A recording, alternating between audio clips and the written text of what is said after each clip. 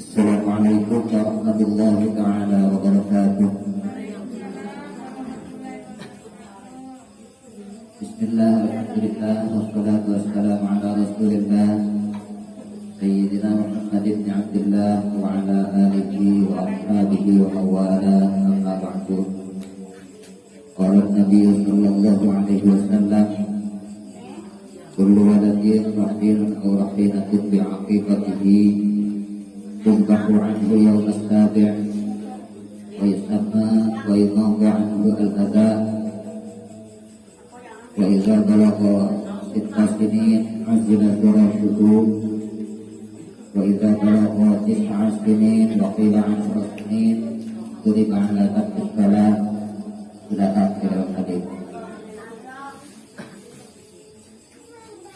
Akrabul mukarramat, para ibu jamaah majelis sholawat, mudah-mudahan senantiasa curahi rahmatnya Allah Subhanahu wa ta'ala. Puji syukur mari kita panjatkan kehadirat Allah Subhanahu wa ta'ala. Sholawat beserta salam semoga senantiasa tercurah pada junjungan kita Nabiyana wa Habibana Muhammad sallallahu alaihi wasallam, juga kepada keluarganya, para sahabatnya, para tabi'in, atba'ut tabi'in. Mudah-mudahan juga sampai kepada kita semua, sehingga kita semua tercatat dan diakui sebagai umatnya beliau dan mendapatkan syafaatnya beliau nanti di yaumul jaza wal hisab. Amin ya Allah ya rabbal alamin.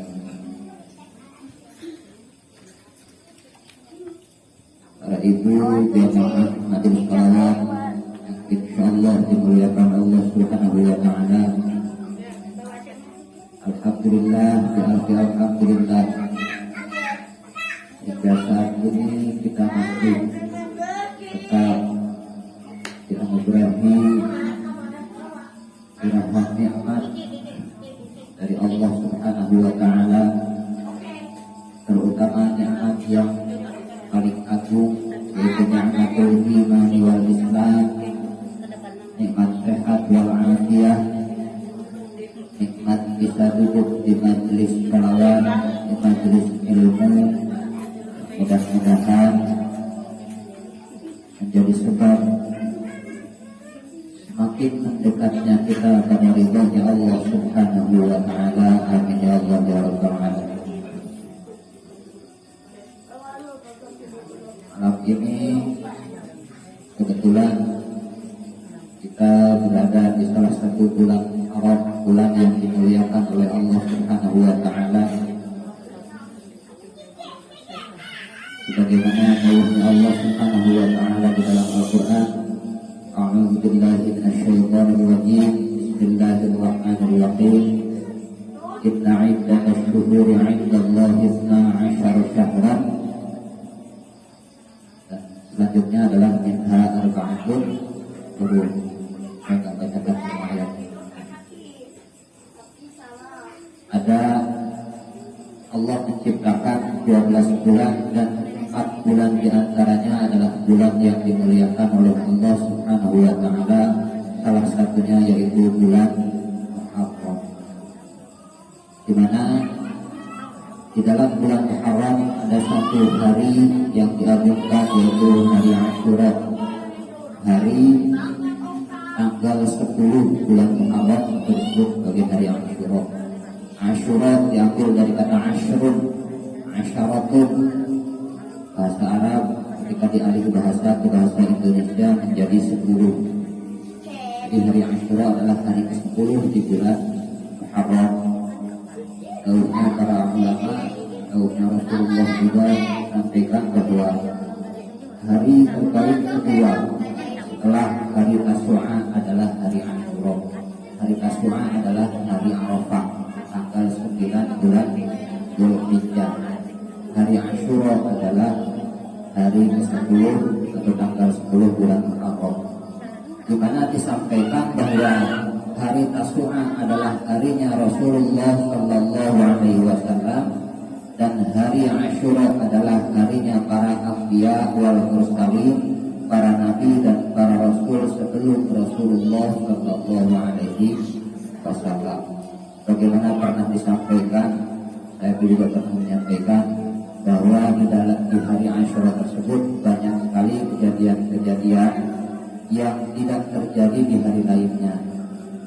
Salah satunya diciptakannya Nabi Adam alaihissalam, dimasukkannya ke dalam surga, dan diampuninya taubatnya Nabiullah Adam. Itu semuanya terjadi di hari Asyura tanggal 10 bulan Awal.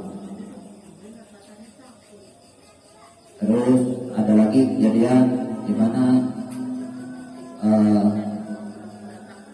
taubatnya Nabiullah Yunus diterima juga di hari Asyura. Taubatnya umatnya Nabi Yunus juga diterima di hari Asyura. Mendaratnya kapal Nabiullah Nuh alaihi salam di bukit pada saat itu juga terjadi di hari Asyura. Dan banyak lagi kejadian-kejadian lain, sehingga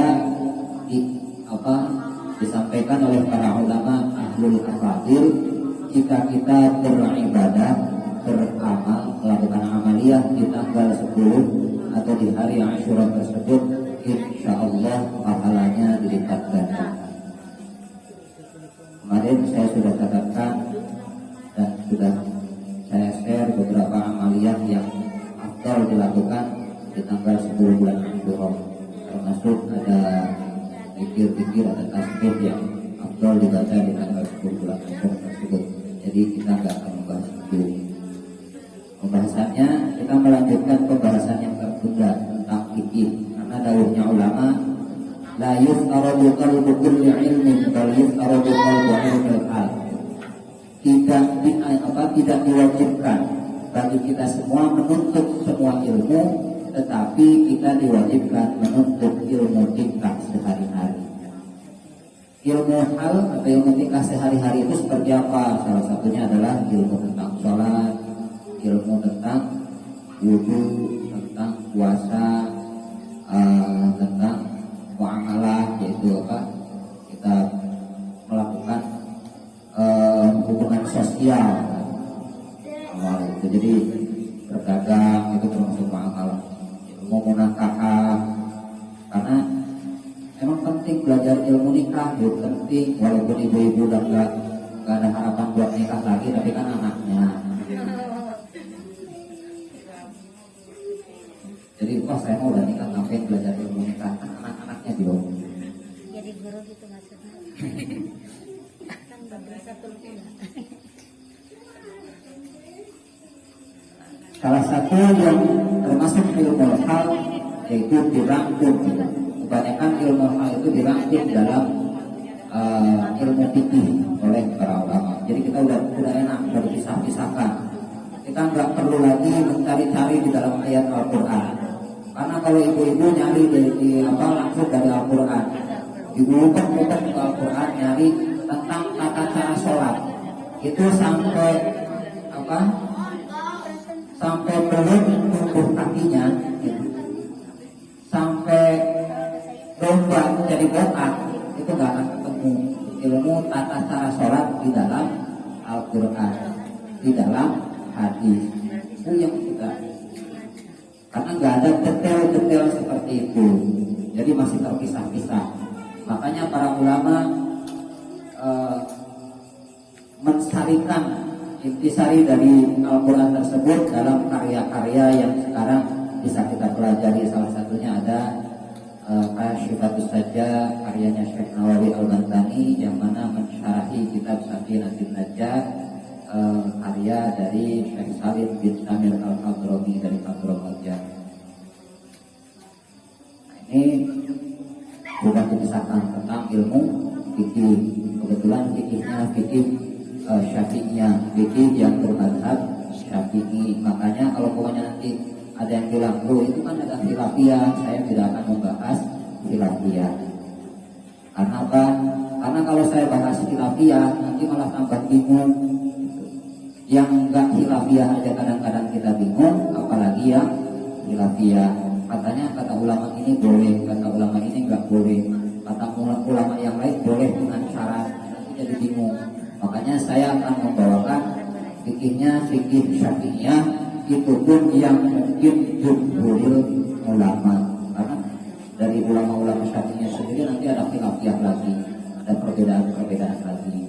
Makanya kalau nanti ada yang mau bahas khilafiyah, monggo silahkan secara privat aja, secara pribadi. Kalau di bulan seperti ini kita tidak akan bahas khilafiyah. Pembahasan kita yang tertunda salah satunya ada faslun alamatul bulugh. Tentang alamatul bulugh salasun. Alamat atau ciri-ciri tanda-tanda kebaligan, tanda-tanda seseorang masuk akhir balik, masuk usia balik, itu ada 3. Memang perlu kita mempelajari atau mengetahui ciri-ciri balik, perlu, karena manusia itu dicatat amalnya mulai sejak dia balik.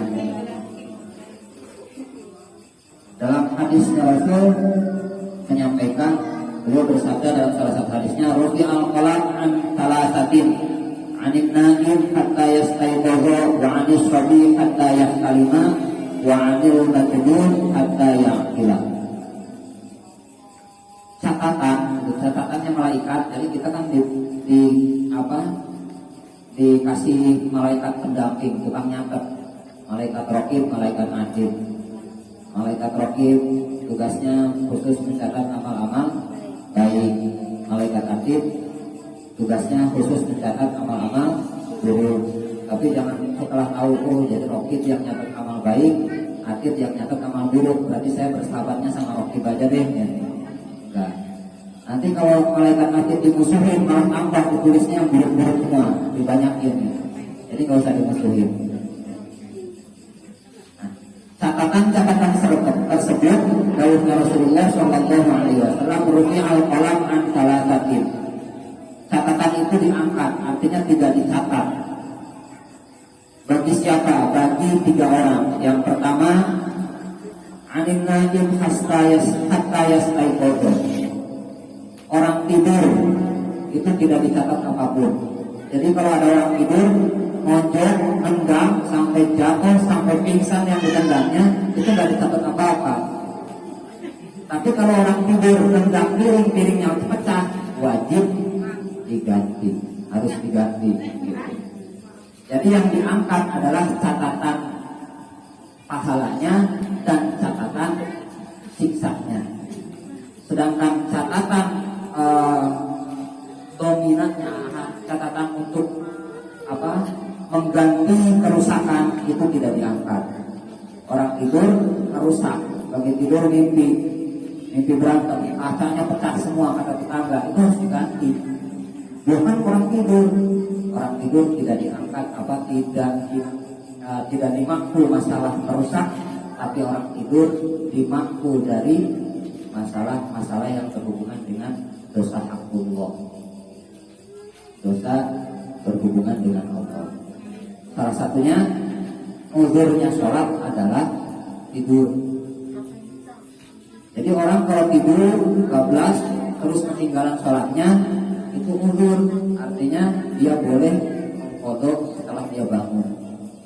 Tapi tidur yang tidak disengaja. Kalau udah waktu isya, masuk waktu isya, ngobrol, asik-asikan, masih nonton sekarang yang lagi ini kan saya salah lagi, nonton Andin. Pas sudah selesai, aduh ngantuk, tidur duluan, bablas sampai subuh, bahkan subuhnya lewat sampai duha. Itu tidak diampuni. Jadi yang diampuni adalah tidur yang tidak disengaja. Terus yang diangkat siapa lagi? Wa anis sabi hatta yahtalima. Bagi anak kecil sehingga dia bermimpi. Mimpi apa? Anak kecil sebenarnya bermimpi. Biasanya anak kecil ramai, semalam mimpi ini, mimpi itu. Maksudnya kalimat di sini adalah yang menjadi alamatul bulugh. hatta ya alima, sehingga dia mimpi ikut mimpi sesuatu yang bersifat dewasa. Yang ketiga, yang dihapus catatannya, yang tidak dicatat amalnya adalah wa'anil majnun hatta yang gila, dari orang gila sampai dia waras. Tetapi bagi siapapun, bagi anak kecil, bagi orang tidur, bagi orang gila yang merusak barang orang, tetap harus mengganti. Siapa yang mengganti? Di keluarganya. Makanya dijaga kalau punya orang gila. Alhamdulillah. Kita lanjut. Alamatul bulughi salasun.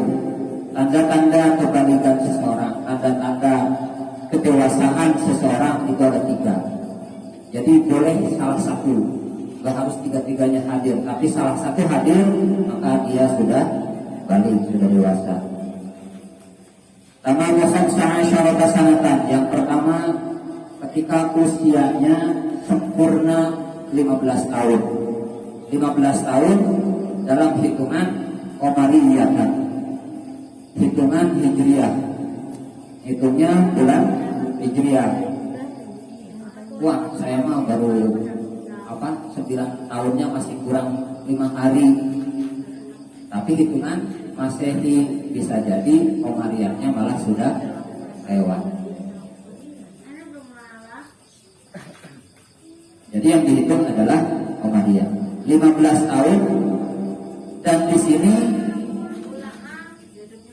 juga disampaikan tahdidiyatan, 15 tahunnya sempurna, jadi yang pasti. Jadi 15 tahun pas gitu. Tapi hitungan Hijriah. Lain halnya ketika nanti di tanda balik yang kedua. Alamat balik yang kedua adalah wal ikhtilaf. Wal ikhtilaf yang kedua, mimpi jima atau mimpi bermesraan, mimpi berhubungan badan. Cukup mimpi aja apa harus khurujul mani, harus keluar mani? Enggak. Di sini disampaikan dawuhnya Syekh Nawawi, ayat inna wa in lam yakhrujal maniyya, walaupun tidak keluar mani minaz zakar ka'an ahassa yang disuruhihi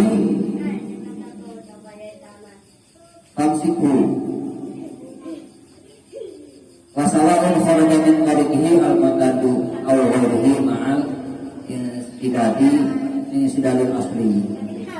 Jadi istilah ini salah satunya aja, mimpi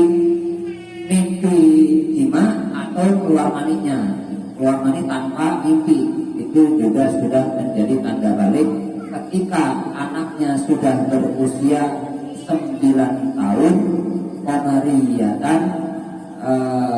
Tapi yang khusus yang ini takribiyatan, mendekati usia 9 tahun. Jadi gak harus 9 tahun pas, 9 tahunnya masih kurang 9 hari, itu sudah termasuk balik, dengan syarat kurangnya gak lebih dari 10 hari. Kalau lebih dari 10 hari berarti belum termasuk balik.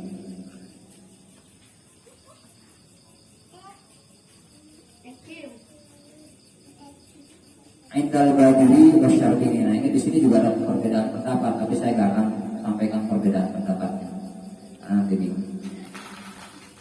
Jadi menurut Imam Badri, Imam Syarqini seperti itu. Ada lagi pendapatnya Ibnu Hajar Al-Asqalani dan Syekhul Islam, dan pendapat ulama-ulama lain nanti berbeda. Tapi kita sekali lagi tidak akan membahas perbedaan pendapat.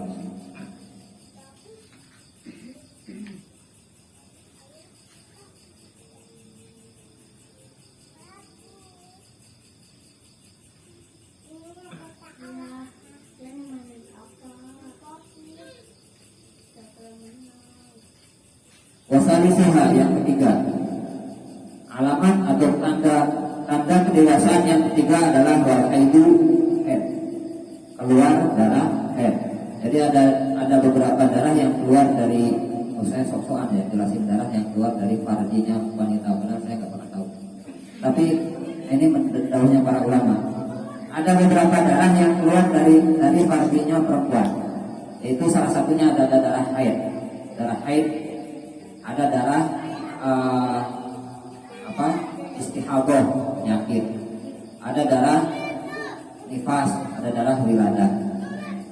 Jadi dari kesemuanya itu semuanya menggugurkan kewajiban sholat, menggugurkan kewajiban puasa, kecuali istihadah.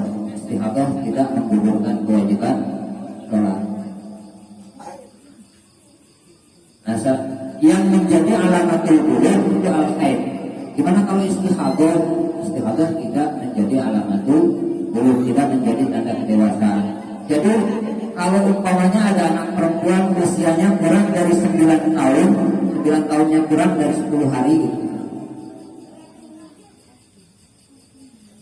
usianya kurang dari 9 tahun, ternyata sudah mengeluarkan darah, berarti darahnya bukan darah haid, tapi darah istihadah, darah penyakit. Sudah diperiksakan ke dokter.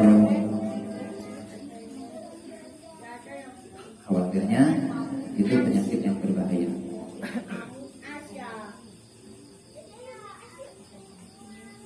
Lutis insulina sama takribiyatan, itu juga takrib mendekati 9 tahun, gak harus pas 9 tahun.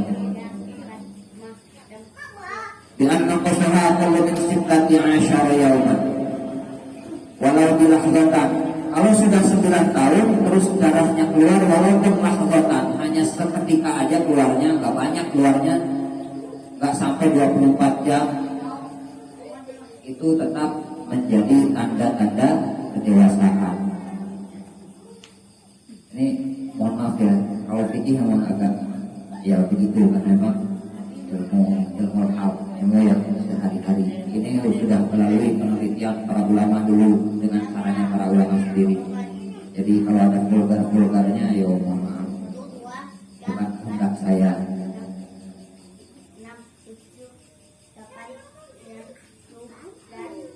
Wa amma habalaha wa amma habluha falaisa bulughan. Gimana kalau ada anak perempuan sudah usianya lebih dari 9 tahun, bahkan sudah 10 tahun, dia belum haid, tapi yang keluar malah keputihan. Keputihan ini bisa menjadi alamatul bulugh apa enggak? Keputihan tidak menjadi alamatul bulugh. Jadi walaupun keputihannya banyak, itu sampai netes-netes, tapi kalau nggak keluar darah berarti dia belum dewasa, belum balik.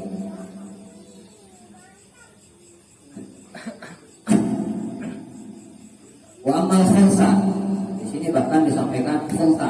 Bagaimana hukumnya jika ada seorang khunsa? Khunsa itu setengah laki-laki, setengah perempuan, tapi bukan banci ya.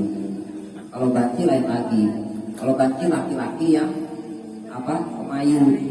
Kalau ini memang khunsa. Khunsa itu berjenis kelamin ganda, dua-duanya ada, suci orangnya, dua-duanya punya.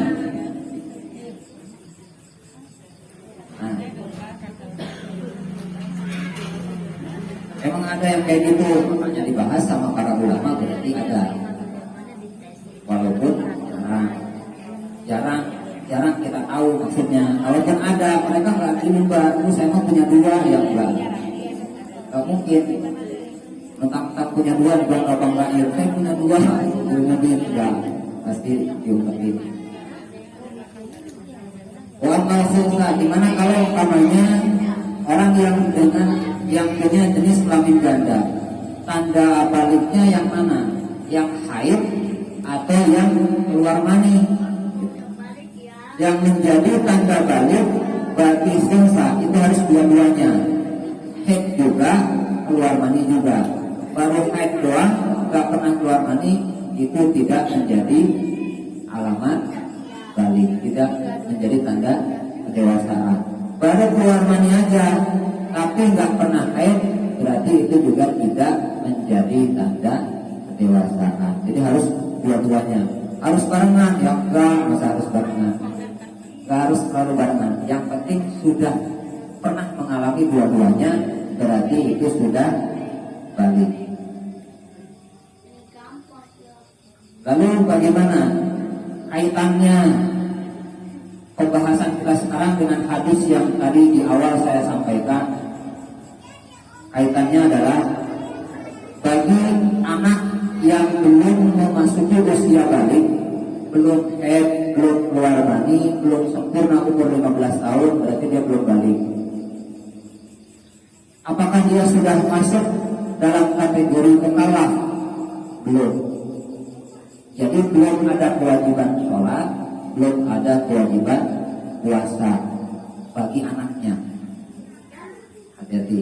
Bagi anaknya tidak ada kewajiban sholat, tidak ada kewajiban puasa. Artinya kalau dia sholat ya orang tuanya dapat pahala, kalau dia tidak sholat anaknya nggak dosa, orang tuanya yang dosa. Karena yang nggak wajib itu anaknya, orang tuanya wajib mendidiknya, mengajari sholat. Ketika anaknya kapan mulainya diwajibkan kita mendidik anak untuk sholat, untuk puasa dan lain-lain? Bermula dari anaknya memasuki tamyiz. Tamyiz itu adalah bisa membedakan mana yang salah dan mana yang benar, itu tamyiz. Nah, bahkan di sini secara spesifik disampaikan wahadduhuma wahaddu tamyiz. Yang menjadi tanda-tanda tamyiz adalah batasan-batasan tamyiz adalah huwa ayyasira bihaitsu ya'kilani wahdahuma wa yashribani wahdahuma wa yastanjiyani wahdahuma. Yang dimaksud tamyiz adalah ketika anak itu udah bisa makan sendiri, udah bisa minum sendiri, udah bisa cebok sendiri, itu sudah tamyiz. Maka orang tuanya sudah berkewajiban mengajarinya sholat, mengajarinya puasa, mengajarinya hukum syarak, hukum yang berhubungan yang menjadi aturan agama syariat, dan wajib mengajari tauhid, ketauhidan, naluri uluhiyahnya harus ditumbuhkan. Dengan cara seperti apa? Di ayat lamahuma anna Nabiya sallallahu alaihi wasallam wulida di Makkah. Minimal anak itu dikasih tahu bahwa Rasulullah sallallahu alaihi wasallam itu dilahirkan di Mekah. Wa ursila fiha, diutus, dijadikan rasul juga di Mekah. Wa mata fil Madinah, wafatnya di Madinah. Wa dufina fiha, dan dipendam atau dikuburkan di Madinah juga. Wa yajibu ayyadribahuma ala tarki dzalika korban, dan wajib menegur ketika anaknya meninggalkan hal-hal tersebut. Anaknya itu gak dosa, cuma kalau orang tuanya gak memberi efek jerak, orang tuanya yang dosa. Makanya tadi salah satu di dalam hadis yang saya sampaikan, wa idza balagha tasinin, ketika sampai di usia 6 tahun, masila firashuhu, dipisahkan tempat tidurnya, jangan dikelonin baik. Dikelonin aja. Udah 20 tahun, udah punya udah gonta-ganti pacar sampai 5 kali, masih dikelonin aja ya sama mak bapaknya. Sampai kadang-kadang kalau bapaknya yang berantem sendiri, cemburu anaknya sendiri. Anaknya mulu, kapan? Jadi salah satu cara Rasulullah mendidik adalah mendidik kedewasaannya, mendidik kemandiriannya adalah ketika anak itu sampai di usia 6 tahun dipisahkan tempat tidurnya, jangan dibarengin terus. Salah satunya Kenapa harus dipisahin? Salah satunya adalah untuk mendidik kemandirian. Yang kedua, menjaga privasi orang tuanya. Jangan sampai pas lagi kedip-kedipan anaknya melihat bahaya. Anaknya itu harus dibatasi di jam-jam tertentu, nggak boleh masuk ke kamar orang tuanya. Kalau punya jadwal, kalau pokoknya jadwalnya serampangan, ya berarti serampangan juga. Seketemunya pas lagi libur kerja, senangnya mancing. Namanya mancing, lebih dari kerja biasanya mau pulang-pulang. Ada yang kayak gitu. Banyak.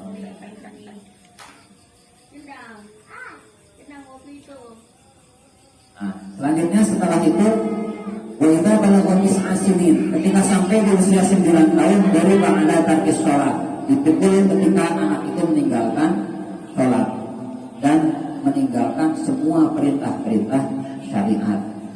Dipukul yang seperti apa? Dipukul menyakiti bukan, hanya menakut-nakuti aja. Nakut-nakutin sampai dia itu merasa bahwa kalau saya meninggalkan sholat berarti saya akan kena hukuman. Jadi artinya tujuannya adalah memberi efek jerah. Jangan sampai menyakiti, jangan sampai dipukulin. Wah, saya ikutin hadis, dipukulin sampai pincang. Akhirnya bapaknya masuk penjara. Alhamdulillah, tadi anaknya malah makin kenal. Sama halnya dengan haknya seorang perempuan. Kewajiban seorang suami mendidik seorang istri adalah memerintahkannya untuk sholat, sama seperti memerintahkan si ayah dan ibu memerintahkan sholat ke anaknya. Suami memerintahkan sholat ke istri, memerintahkan melakukan hal-hal yang wajib dilakukan, sebatas mengingatkan, tidak memukul. Tetapi ada hal-hal tertentu di dalam rumah tangga, suami diberi hak, diberi izin untuk memukul istrinya dalam kondisi-kondisi tertentu. Nanti itu dibahasnya, jangan sekarang. Jadi kembali lagi. Wa inna balagha tis'a sinin dari ba'da tarkis shalah. Redaksi hadisnya masih panjang, termasuk ketika sampai di usia 16 tahun nikahkan dia. Setelah dinikahkan, ijab qabul sama anaknya. Qad adabtuka wa 'allamtuka wa ankahtuka wa a'udzu bika min fitnatika fid dunya wa 'adzabika fil akhirah. Saya sudah mendidik kamu, saya sudah mengajari kamu, dan saya sudah menikahkan kamu, maka mulai saat ini saya berlindung pada Allah dari fitnah duniamu dan siksa akhirat yang disebabkan oleh dirimu. Karena kalau enggak ijab kabul, nanti di akhirat kita masih ditutup. Punya anak perempuan, bahkan sama suami, nanti di akhirat ditutup. Kalau enggak ada ijab kabulnya, makanya di ijab kabul yang punya anak perempuan apalagi. Saya juga anaknya perempuan. Mengingatkan diri sendiri. Jadi salah satunya. Karena apa? Karena di dalam hadis lain disampaikan awwalu ma yata'allaqu bir-rajul yaumal qiyamah ahluhu wa auladuhu. Yang akan pertama kali menuntut menjerumuskan seorang laki-laki di akhirat nanti adalah ahluhu wa auladuhu, istri dan anaknya. Jadi yang menuntut nanti istrinya. Cuma ya ibu jangan, saya punya hadisnya. Jangan jadi istri yang yang kurang ajar juga, udah dirawati di dunia gitu. Ya, di akhirat malah mau nuntut, mau dirumusin. Gak tahu diri namanya. Nah, tuntutannya seperti apa? Ya Rabbana, khudh lana haqqana min hadzal rajul. Ya Allah, ambilkanlah hak saya dari laki-laki ini. Udah gak yang bed lagi nanti. Udah gak yang bed lagi, udah gak panggilan-panggilan kesayangan di dunia. Ambilkan hak saya dari orang ini, dari laki-laki yang ini. Allah menjawab, hak yang mana? dia orang rajin ibadah, sedekahnya rajin, menyantuni yatim, gak pernah maksiat. Sedangkan kamu sholat aja gak pernah, puasa gak pernah, maksiat setiap saat. Emang cukup dijawab kayak gitu sama Allah? Gak cukup. Dia menjawab lagi, fa innahu lam yu'allimna amra dinina wa innahu yut'imuna al-haram wa nahnu lam na'lam. Dia tidak pernah mengajari saya sholat, bukan saya gak mau sholat. Dan dia juga memberi makan saya dari harta yang haram, kami tidak pernah tahu. Makanya kalau suami bawa pulang duit tiba-tiba gede, biasanya bawa 10.000, ternyata bawa 1 miliar, itu jangan gue hebat suami bawa pulang. Biasanya kan gitu malah. Kalau pulangnya bawa dikit, tendang aja. Balik lagi sana, gak usah lama-lama di rumah. Giliran dapat duit gede, udah langsung wah disayang-sayang dibeli-belinya. Ayah jangan capek-capek dari sini aja dulu. Wah, duitnya masih ada. Udah nggak ditanya lagi duitnya dari mana.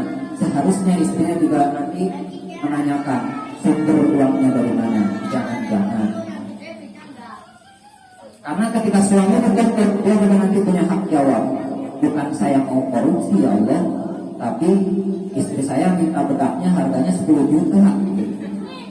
Sedangkan gaji saya cuma 5 juta, ya udah terpaksa saya korupsi. Buat bedaknya doang nggak cukup. Makanya nanti saling menuntut.